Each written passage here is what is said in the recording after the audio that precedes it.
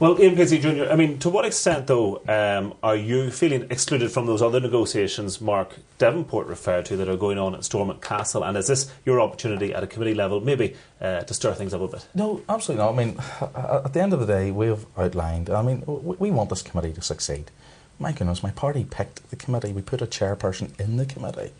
We wanted that committee. It was part of St Andrews that we have a committee to address these long-term issues. So we want this to go forward. We would have been there this morning if we had got some clarification back. There's clearly some issues within Sinn Féin, and they need to be honest about this. They need to get their heads around what are their differences, sort them out, and bring back what their policy is on these issues, because they're clearly got a problem. Well, if the DUP had turned up at this morning's meeting, I or Raymond McCartney, Alex Mossy could have clarified for them again what Sinn Féin's position on this.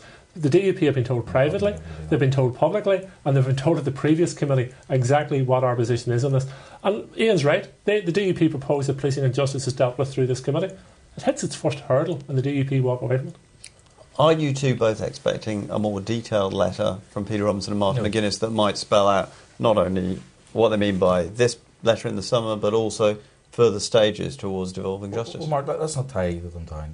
They can do that if they want. If the OFM, DFM want to actually explain some of those things in that way, they can do that. It's not what we've actually asked for.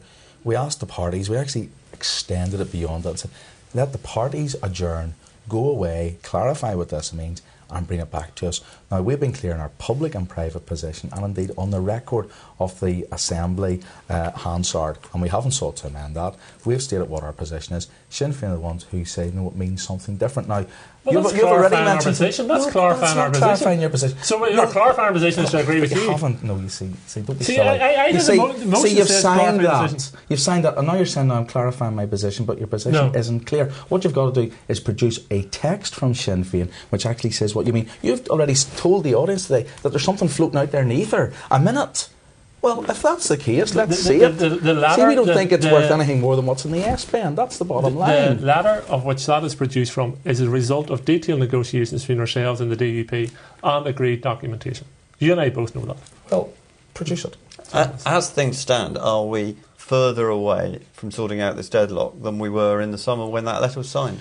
Well, I hope not, but I think Sinn Féin have got to get their heads around some pretty critical issues. The ordinary public out there aren't even following this debate here. The ordinary public out there are worried about credit crunch, are worried about the fact that why isn't our government actually meeting weekly, monthly to determine some of the key issues that are affecting us on a day and daily basis, get that Assembly executive up and running, and then go and discuss those issues. And I think the first priority is here, let's get a meeting of the executive and let's start the ball rolling slowly. That's what should happen. OK, well, let's pause it there.